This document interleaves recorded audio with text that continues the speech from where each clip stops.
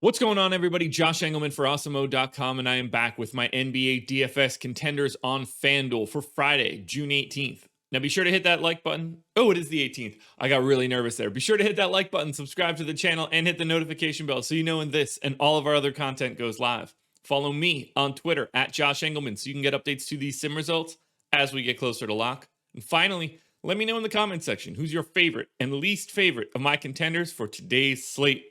We are rounding out the bottom of my top 10 with Danilo Gallinari, Bogdanovic, Matisse Thybulle, Marcus Morris, and Royce O'Neal on the outside looking in. Who will be my favorites, my top 5 plays for today? It's time to find out. First up at number 5, we're going to my boy, and I hope he can make a free throw. Let's get Ben Simmons, point guard eligible, 7,800, projected for 39. The goal is 45. He's in the optimal lineup 49% of the time. Simmons probably has to have a decent day just for the Sixers to move on. I'm giving him 38 minutes. It wouldn't surprise me if he played a little bit more, given that this is win or go home. Right around a fantasy point per minute. 14 points, 7.5 assists, 7 rebounds. Now, if he's going to get to 14 points, he's going to have to knock down some free throws, that's for sure. 2.5 stocks, though. That's the real big piece for Ben, because he's going to be involved defensively no matter what. And every stock on FanDuel is massive. So we get Ben to number 5. That $7,800 price tag is a bit of a bargain, but he's not the best bargain on the Sixers. At number 4, we're going to small forward in position, but newly minted center-ish for the Clippers, Nick Batum. He's 6,200, projected for 28.5. The goal is 36. He's in the optimal lineup 53% of the time. Now, Batum is part of a group of 4 guys at small forward that simply just have to be rostered, and they all look pretty similar, but I think Batum looks pretty good. The minutes are going to be there. The fantasy production is a little off. He's a 0.75 guy, so you really do need all of the minutes. 11 points, 6 boards, 3 assists, 2.2 stocks. He's just going to be out there a ton because the Clippers have found that going small against the Jazz is incredibly beneficial, and Batum is a big part of that. Very smart defender, and that allows him to be able to play significant minutes even with a traditional center out there like Rudy Gobert. So at 38 minutes, Batum looks great. Very similar to the previous game, I'm going to Jordan Clarkson at number 3, which again, I am assuming Mike Conley doesn't play. We will see where we end up with that information. Point guard eligible, 5,200, projected for just shy of 29. The goal is only 30.5. He's in the optimal lineup 53% of the time.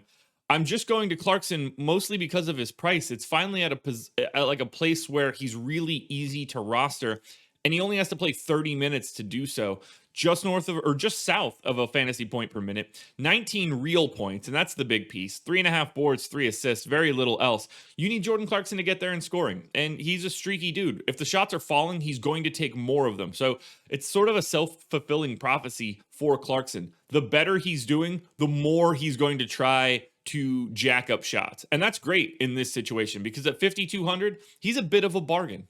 Same team, different position. Number 2 is Bojan Bogdanovic, small forward eligible, 5,900, projected for 27.5. The goal is 34.5. He's in the optimal lineup 55% of the time. He is the preferred small forward option because there's only 2 others after Bojan and Nick Batum. 38 minutes for Bojan. 0.73 fantasy points per minute. So once again, the minutes are very important. 21% usage, and he's just sort of like Clarkson. 18 real points, 4 boards, 2.5 assists, and very little else.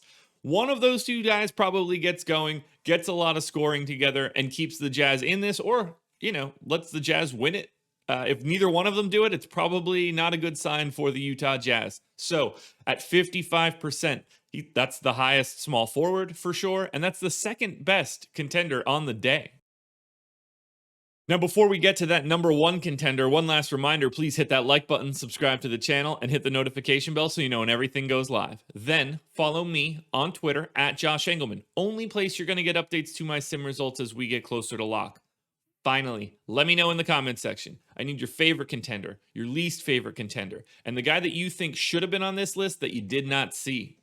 And finally, the number 1 contender on this list by a mile is the guy that I was not nice to on yesterday's strategy show, and that would be Tobias Harris. Power forward eligible, just 7,200, projected for 39.5. The goal is 41.5. He's in the optimal lineup 71% of the time. There's only 3 other power forwards that you could conceivably roster, and John Collins got a heck of a price boost. So Harris in 38 minutes, around a fantasy point per minute, 25% usage. and a little bit more of a balanced stat line: 22, 7.5, 3.5, 1.8 stocks. This comes down to position. It's not that Tobias Harris grades out better on an individual basis than everybody else, but he's so much better than the other three options at power forward that you have no choice, and he becomes the biggest priority of the day. So Tobias Harris is the #1 contender for today's slate.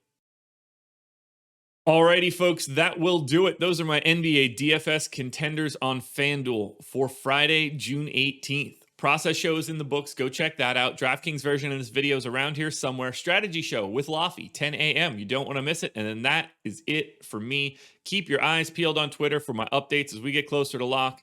Let's watch some good basketball tonight. Good luck tonight, everybody. Have a good weekend. I will see you again Monday morning for another edition of the Contenders.